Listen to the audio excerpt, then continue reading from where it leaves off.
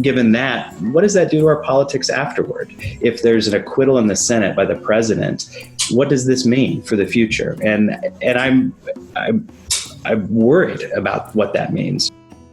This episode is sponsored by Etched Communication, a full-service public relations and crisis management firm. Connect with Etched via their website at etchedcomm.com. That's etchedcomm.com. Today's guest could not be a more timely one. It is December 10th, 2019, as we are recording this interview. And just a few hours ago, the United States House of Representatives unveiled 2 articles of impeachment against President Donald Trump.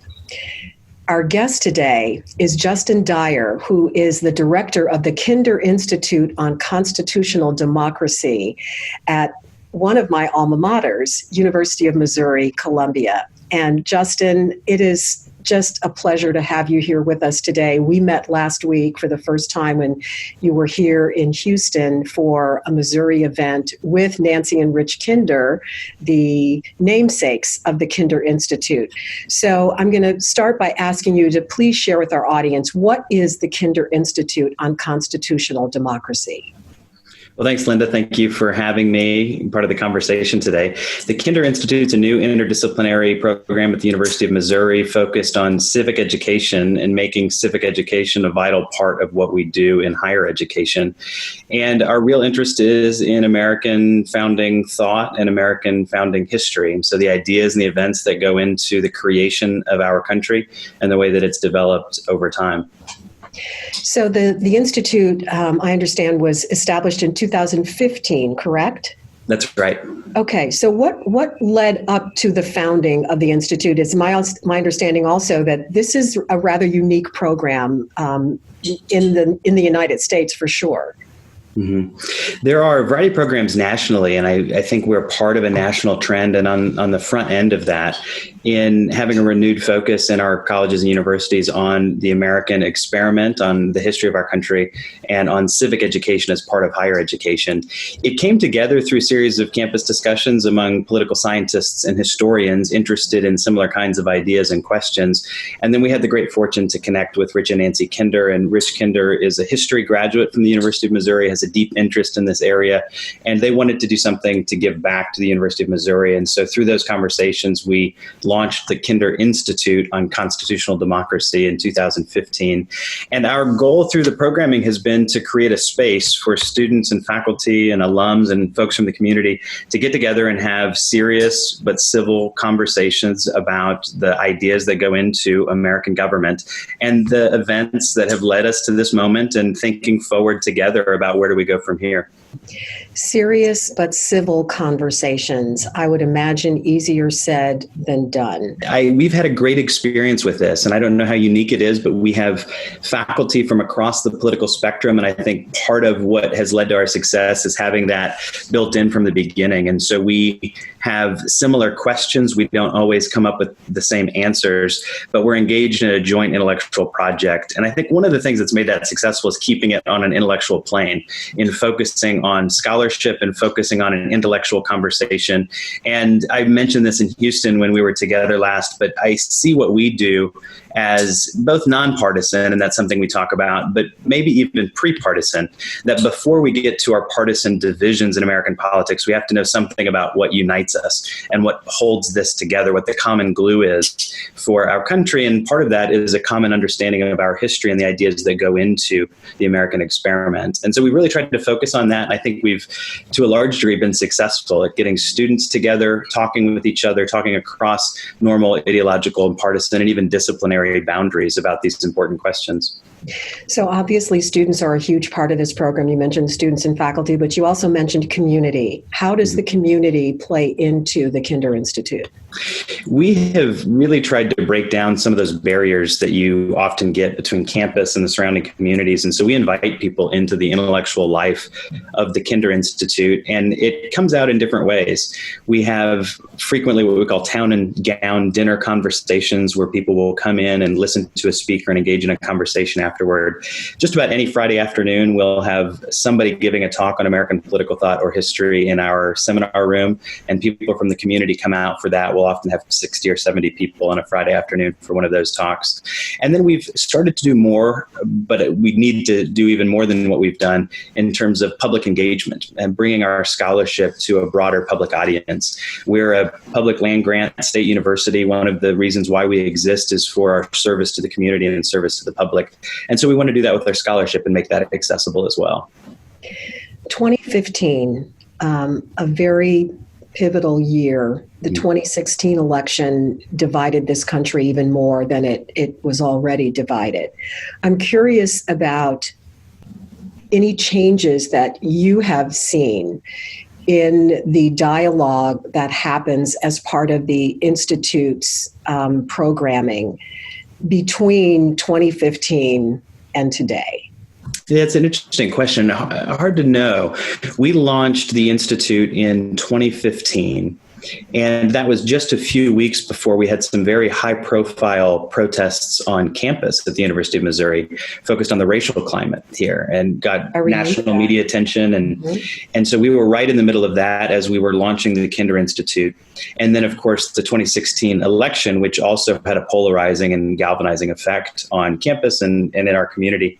And so it's kind of hard to know how to compare, because that's the environment we've been in since we started operating. In some ways, I think the students, and I've heard other faculty say this as well, they shy away more from the hard conversations. It's not that it's more acrimonious, it's that they don't want to have those conversations to begin with. And so they're less willing, I think, and it's anecdotal, but less willing to share and less willing to have that conversation, precisely because they want to avoid some of the conflict that comes from engaging in that conversation. So how do you deal with that? I mean, the whole point of having civil discourse is that there has to be some discourse. So if you have students who are less willing to engage now, say, than they were 3 or 4 years ago, how do you overcome that? How do you get them to come to the table? We've done it in a few different ways. And so thinking about the protests on our campus, focusing on the racial climate here, what we did was we partnered with the Department of Black Studies, and we created a course called Race in the American Story. And that course focuses on primary source texts in American political thought, really 19th century, but then even going into the 20th century. And we created multiple sections of that class where students would all be reading the same texts and engaging in the same conversation with each other. And so that was one small way that we wanted to contribute to that and bring students from different perspectives together and have faculty moderating those conversations. One of the unique experiences that came from that is we had a faculty member at the Kinder and the chair of the Black Studies Department both left for other positions that year. And so one went to Arizona State, the other went to UMass Amherst. What happened from there is now we have a national program where students at UMass, students at Arizona State, and students at Mizzou are all reading the same syllabus, having the same conversations, and then this year they're going to meet together in Memphis at the National Civil Rights Museum to continue to engage in a serious conversation with people from different perspectives in different parts of the country. And so that was one way that we did it. Thinking about our faculty, Jeff Pasley is the Associate Director of the Kinder Institute, and Jeff and I are on different sides of the political spectrum. And so we wrote an op-ed piece for the Kansas City Star and used ourselves as an example of people who could be involved in a joint intellectual project, who could work together for years, who could have disagreements and still be friends. And so we try to hold that out as a model for our students, and we've invited the students to be part of that kind of conversation as well. And the students have reacted really well to that. I mentioned to you when you were in Houston, we've got a group of students who go to Washington, D.C. in the summer. And we have 20 students. They're living together. They're working for different think tanks and trade associations and different congressional offices. And they go out into D.C., they do their work during the day, and they come home at night. And they're still friends. At least we hope that they're developing those friendships over the summer as they're living together. And so those are some small things that we're doing, but I think helpful things. As the conversations get underway, say in the beginning stages of a student being in the program, are these conversations facilitated by a faculty member, or how do the conversations unfold, and how are you able to gauge and measure how the conversation changes from, say, the beginning through the middle of a course and then toward the end? Some of them are more formal. We actually have deliberate conversations. And so we may have a speaker who comes in and we invite students to have coffee or dinner with a speaker, and they'll moderate a conversation. Some of them are more informal. We have some students who are living together in a dorm on campus and engaged in our programming. And so they'll have a lot of informal conversations with each other. And some of those happen in the classroom, and faculty have different approaches. And mine is that I try to keep our conversations on a level that doesn't invite partisan debate and discord, but has a shared mutual inquiry into some of the foundational ideas. And so to just give one example, I'm teaching a class called The American Constitution this semester. And in the American Constitution, we're looking at the structures and the powers and the distribution of powers in the Constitution.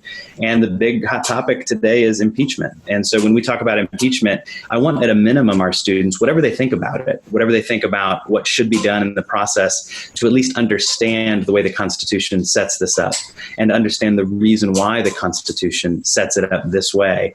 And then from there, we can engage in a conversation, but trying to get the groundwork in place has been my approach in the classroom. And that leaves plenty of space for students to then have conversations, but it focuses it in an area that I think is really fruitful and helpful for the students. So given the articles of impeachment that were unveiled today, I would imagine that you have in your mind how you're going to handle this in the classroom when you next see your students. So how will you handle that? What will you say? What's the approach? I would want them to understand the constitutional structure of the impeachment process to begin with. And so we know that the House of Representatives is given the sole power of impeachment, and that's about all the Constitution says about it, about the House's role. It talks about what people can be impeached for, and that includes high crimes and misdemeanors. And so we have to have some conversation about what would constitute a high crime and misdemeanor and how we understand that. And then the sole power to try all impeachments is given to the Senate. And the Senate will sit essentially as a judicial body and try whoever's impeached, and in this case, it's the President of the United States. When the President is impeached, the Chief Justice will preside over that, precisely because the Vice President normally presides over the Senate. And of course, we don't want the Vice President presiding over the President's impeachment trial. Beyond that, the Constitution, I think, invites some conversation about and some political contest over what precisely constitutes an impeachable offense. That's a lot of what we've talked about today. And we can turn to history for some guidance in that. And so that would be the other place I would want to turn students, thinking about high crimes and misdemeanors in the English tradition that we inherited, what the conversation at the Constitutional Convention looked like as they were talking about what would be an impeachable offense. And then even thinking about some of our own examples from history. There are some fascinating ones, both people that we have impeached and people who we have not impeached. And often we have this sense in our own politics that we are at a moment that is more divisive and more partisan and more polarized than it's ever been. Looking at some historical examples can be helpful here as we think about the divisiveness and the partisanship that we have in our own politics. And there's often this thought that we are in an unprecedented moment of divisive and polarized and partisan politics. And so a historical perspective can help us think through some of those questions. And one extreme example of that that's helpful, I think, for my students and that they find interesting is the example of Aaron Burr, sitting Vice President of the United States, who engages in a duel and kills Alexander Hamilton, the former Treasury Secretary. After the duel, he's indicted in 2 states, in New Jersey and New York, on murder charges. The charges are dropped in New York, I think, because the duel takes place in New Jersey. He flees those charges, eventually comes back to Washington, D.C., and he's not impeached over that affair and ultimately not convicted of a crime in those states. And so this is a really interesting moment. It's akin to thinking about Mike Pence, the sitting vice president, shooting and killing Timothy Geithner in a duel and then not having any kind of formal impeachment charges come forward after that. And it brings up questions. What exactly is impeachable? This was action that was taken as a private citizen, not as part of public duties in his role as vice president.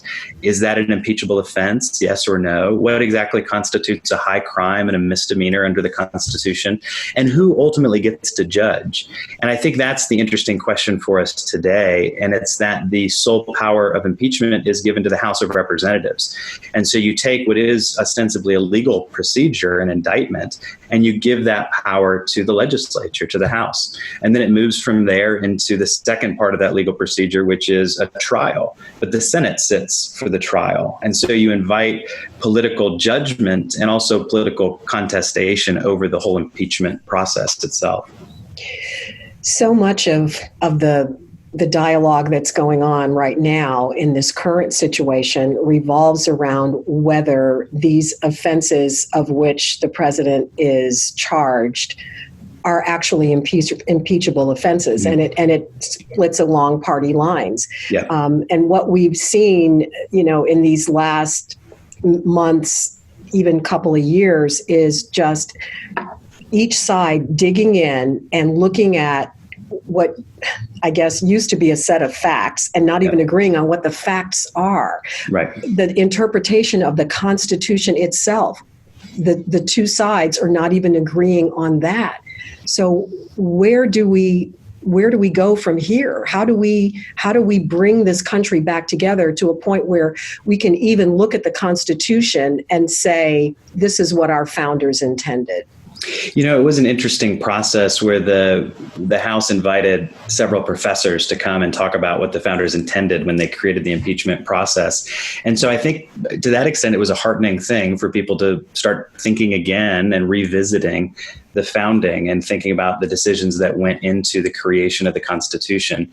I don't know if our disagreements over that are all that new. Partly you see those same kinds of disagreements cropping up very early after the Constitution, even by the people who were part of its creation.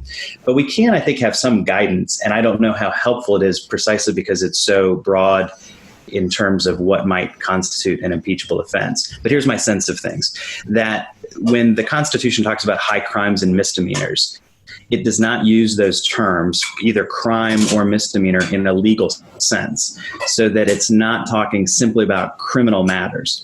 Instead, it's a much broader term, and it's one that's borrowed as a term of art from the English common law. And it has to do something like official misconduct, or even a word that they would use at the time is maladministration of the government.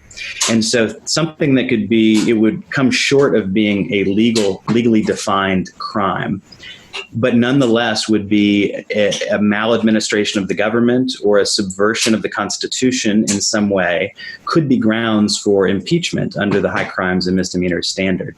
But now the question is, who gets to decide whether such a high crime and misdemeanor has taken place? And the answer is the House of Representatives. And so it immediately creates a political process.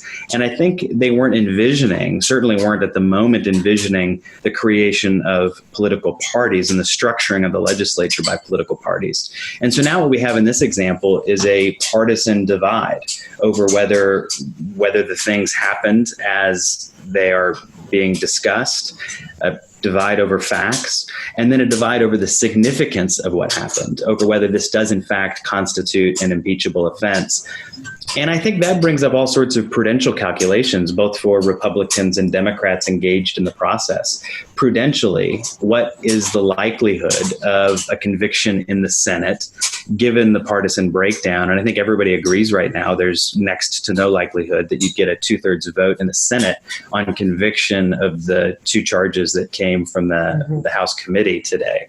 And so given that, what does that do to our politics afterward? If there's an acquittal in the Senate by the president, what does this mean for the future? And I'm worried about what that means for the future. I was just going to ask you what your sense is in terms of whether we are in an actual constitutional crisis. What would constitute a constitutional crisis? Are we in some ways it's whether the procedures break down and people don't abide by the legitimacy of those procedures. And so what would be a bona fide constitutional crisis is if there is, say, an acquittal in the Senate, and a significant portion of the country sees that as illegitimate and won't abide by it.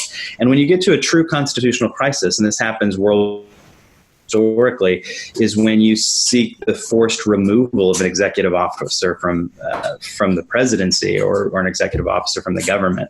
And so a true constitutional crisis, as we're thinking about it historically, would be something like a military coup, where you have truly a crisis, or people refusing to abide by the legitimacy of court decisions, or seeing the legislature itself as corrupt, or seeing the president as illegitimate. And I think all of those things could really constitute a crisis for us. So one of the things you said was, if and I'm paraphrasing here, but to make sure I understand correctly. So if the structure is not being followed according to what the Constitution says, which is that the House has oversight and has the duty to oversee the executive branch, and the fact that an impeachment process is part of the Constitution as the House's right to institute that.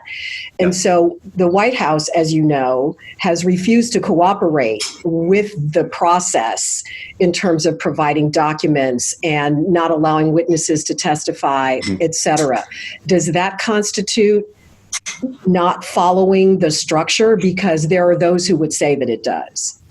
Yeah, so I think that the Constitution lays out a process to follow. And the process is, if you have a president that does not abide by the procedures of the House investigation, they have judged the president to then obstruct justice. The House can bring an article of impeachment against the president. So that's taken place now, and that's going to go to the full House later in the week. It'll then go to the Senate, and the other part of this process is the Senate will conduct a trial and decide whether the president's guilty under that standard and under the articles of impeachment that have been given by the House. So far, I think we have a very tense partisan moment in American politics, and we have political conflict that's structured along party lines. When it gets into a constitutional crisis, I think is when those procedures are themselves seen as illegitimate by a large number of citizens. So far, I think we see this procedure, at least as it's going forward, as the process that we're going to follow and abide by, so that the House has its role, the Senate has its role, and that remedy has been provided by the Constitution. If people think the president should be impeached and he's not, the blame lies with the Senate and the people that we've elected to the Senate. If people don't think he should have been indicted or have articles of impeachment brought against him, the blame lies with the House and the people we've elected to the House. So far, I don't see that as a constitutional crisis, but it's very, very close, because if we have a significant number of people who see the constitutional procedures themselves as illegitimate or inadequate, then I think we have a real crisis of governance and a crisis moving forward in terms of how we make these collective decisions together.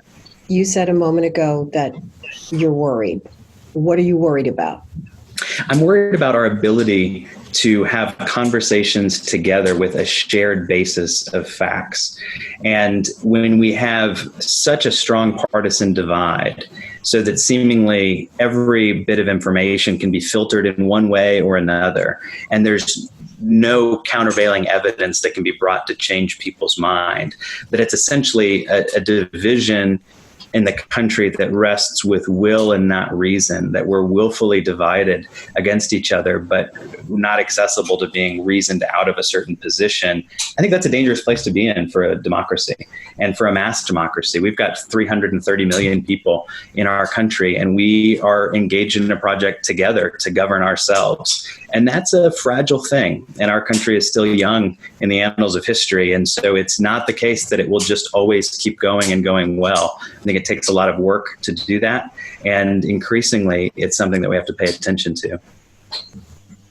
Beyond the efforts of organizations or institutions like the Kinder Institute, and even having conversations like the one that we're having right now and the kind of conversations that I'm trying to foster with this podcast, what is the answer, do you believe? How do we get back to a point where we can agree on some shared facts, or we can agree to disagree, yet not demonize each other, and still be able to move forward with a thriving democracy?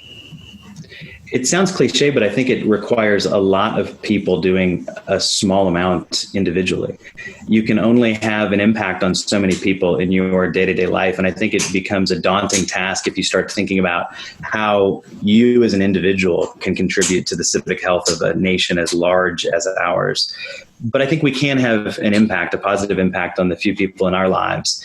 And so thinking about the Kinder Institute, we have a significant, I think, deep impact on a small number of students who come through our program. And so we have a campus of about 30,000 students. From that, about 1,000 will be involved in our program one way or another. And beyond that, then there'll be 20 or 30 or 40 students who are deeply engaged and I think very meaningfully impacted by the kind of program that we do. When I think about that, it does leave me with the kind of question that you're asking. That's a drop in the bucket when we're thinking about the civic health of our town, our community, or our country. Only a small number of people are going to college. Only a fraction of those people are engaged in the kinds of programming that we're doing. And we have a lot of people to reach. And so how do we do that? I don't know. It's a big challenge. It's a big project. And I think we're all called to different places in our lives, and we have different communities and people that we can impact. And I think it has to start there. It has to start small, but with those daily interactions that we have with real people in our lives. I'm curious about your personal backstory in terms of your passion for this topic. Where does it come from, and why is this so important to you? You know, that's one of those things that you're interested in certain things, and it's hard to pinpoint exactly why. As a high school student, my dad was a ATF officer, so he's federal law enforcement officer, and a family background serving in the military. And so I think I had an interest in public affairs and government. And this is going to sound like a very odd way to get here, but when I was in high school, I picked up a copy of C.S. Lewis's book, Mere Christianity.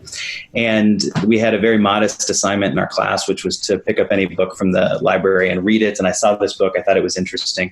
And he has a first chapter called The Law of Human Nature, and it talks about the shared standards of right and wrong that we have access to by reason. This was a really fascinating idea to me when I read that. And I connected that later as an undergraduate with my courses on American political thought. And so you look at a document like the Declaration of Independence that says that we're all created equal and that we are endowed by our Creator with certain inalienable rights, that among these are life, liberty, and the pursuit of happiness, that it's basing our own national political life on this idea of a shared human nature and a shared foundation in reason. And so I was making connections between what I had been reading and what I was studying as an undergraduate. And then that soon turned into really a deep fascination with political philosophy and constitutional law. I ended up going to the University of Texas for graduate school, and I focused on public law and political theory there. And so it really just gripped me as both a high school student, as an undergraduate college student for some reason. And I've been really fortunate to do the kind of work that I've been able to do and to be engaged in these conversations with people in our community and students on campus. And I've really loved being part of that. It's interesting that you talked about being exposed to political science and civics and all of that early in your academic career. Today's students, in many cases, are not getting that education in grammar school and high school. Yeah. I remember my civics classes, and I remember memorizing the Declaration of Independence and having to pass a test on how, the three branches of government. And I mean, there are people in this country who don't know that there are three branches of government and don't understand how they work, because we're not teaching that anymore. So what are your thoughts on that and how we start to engage our young people in understanding this democracy in which they are privileged to live? We need civic education at different levels, and certainly I think a renewed focus on civic education at the elementary and junior high and high school level. There's been, I think, some helpful movements in that way. The University of Missouri has recently required our incoming students to take what's akin to the national citizenship test before they can begin their studies here. And so we have some kind of renewed effort on civics in that way. But my own experience was similar to yours, but probably actually quite a bit less. And so thinking about what I did in high school and what we were exposed to and what we learned. Because I am older than you are. It was really college when I got to do a deep dive in some of this. And I took a class called Foundations of American Politics. And in that class, we read all of those core documents that you were talking about. We read political sermons of the founding era. We read the Lincoln-Douglas debates and Alexis de Tocqueville's Democracy in America. And I really loved that. Had I not taken that class, I wouldn't have been exposed to that, and certainly would not have gotten that, I think, in my high school courses. And thinking about our educational system, then, we have both a need for at least a basic set of requirements and a knowledge base for the citizens at large to know some basic things about American government, how it operates, how it works, Civics 101, like you were talking about, which a really depressing number of people can't answer those basic questions about the branches of government and how our system works. At the higher education level, and I think the future leaders of our country, we equally need to invest in those students who are going to go on to lead, not just in public affairs, but in private life. The leaders of our industries and businesses and the entrepreneurs of the future, I think, need to have a connection to civics. There was an article I think in November, of the Harvard Business Review, and it was about civics for business leaders. And it was a renewed call for civics education for business and business education. And it was sponsored by the Chamber of Commerce Foundation. And so it's a very interesting moment, I think, when a lot of different people in a lot of different contexts are thinking about the importance of civic education and how that plays a role both at the primary level and then later all the way on up to higher education. I'm wondering if there's a story that might come to mind, either a personal story or one of maybe a couple of your students who started on opposite ends of the spectrum and maybe even had some friction. If there's something that you can share with us to explain maybe what that was and then how it was resolved and how you were able to come out on the other side, or maybe another person. They may have done a very good job of hiding that friction from us, because I have not actually been aware of very much discord on those partisan lines with our students. But I know that our students have developed deep friendship across these different boundaries, particularly in our DC program, where they're living together for 10 weeks during the summertime and working at different organizations. But we've had students who go through our program who are working at progressive think tanks and some who are working at conservative think tanks. And yet they're coming together in the seminar room and learning about early American political thought and history together. And we've seen some friendships flourish in that context. We've just put together a student advisory board for the Kinder Institute. And these are graduates. We're a young organization, so the graduates are still young and out doing interesting things. But some are clerking for judges that are on different sides of the ideological spectrum, and some are working. We've had students both involved in the Democratic Party and the Republican Party here in Missouri, and we've had students running for office. So I'm really hopeful that there'll be some positive stories to be told 10, 15 years from now about where those students are and what kind of work that they're doing. And on a personal level, any epiphanies for you, as you've kind of gone through this process, especially getting the Institute up and running? So I did an op-ed piece with Jeff Pasley, who's the associate director, and we were trying to explain to everyone that it's really not as bad at the university as you think that it is, that we're working together, we're getting along, the partisan strife is not what it's made out to be, that our students are engaging with each other.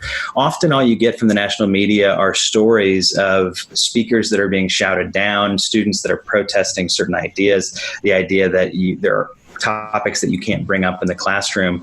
And that just hasn't been our experience or my experience. And so if there was an epiphany, it was that the university is doing better than people think it is. And I think it was kind of a hopeful message that we had, that there are people engaged in intellectual projects across these different boundaries, that they're working together, that the life of the mind is still alive and well in many parts of the university, and the students are really engaged in that. And so that's been a hopeful thing. Do you have that same hope for our nation as a whole, beyond the university itself? What worries me about our nation as a whole is the limited impact that even something like this conversation could have, a limited reach compared with our mass entertainment and the place that most people get their information. I think a lot of people are on Facebook and they're on Twitter and they're on Netflix, and the stream of information that they're getting are from sources like that. And those things have an ability to shape culture. And so the question of how do we get back to a place where people are deeply and meaningfully engaged in the lives of their communities. And that could start small and then extend to the national level. But I think we have some real challenges. This is not the place for this conversation, but there's an entire body of research on what's called social capital and the decline of social capital and really the interconnectedness of our communities. And that's one thing that we can empirically demonstrate has declined significantly over the last 20 or 30 years. And I think that has some real consequences for us as a nation if we don't figure out how to re-engage and reconnect. The lack of human connection, in my opinion, that's been my epiphany in hosting this podcast for the last year. Almost every conversation that I've had about civil discourse and trying to find our way back to it has its roots in the lack of human connection. Yep. And until we find a way to reconnect with each other on a human level, we're going to face the challenges that we're facing now. Mm-hmm. So my last question to you is, if you could issue a call to action for Americans to help us find our way back toward a more healthy democracy and civil discourse, what would that call to action be? I think some of it might be going back to our local communities. And you were talking about intimate human connection. And where does that take place? That takes place in our neighborhoods and in our families. And so we have a way in which our national media is focused on national issues and the partisan strife that goes with national issues. But we often have so much in common, particularly at the local level. And so engaging in our neighborhoods and our communities and our schools with our families, I think, is one very small and easy step we can take to help rebuild our country. And it can be done at the local level first. Okay. Justin, I have really enjoyed this conversation. There's so much more that I want to talk to you about. I'd like to have a whole nother conversation about the media and all of this. Yeah, let's do that again sometime. Yeah, we'll have to have a separate conversation where we talk about that.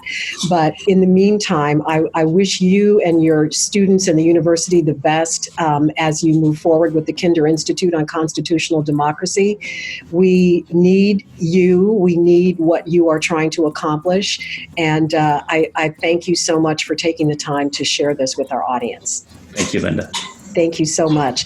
Thank you for giving Justin permission to speak and for having the courage to listen with an open mind. We'll see you again next time.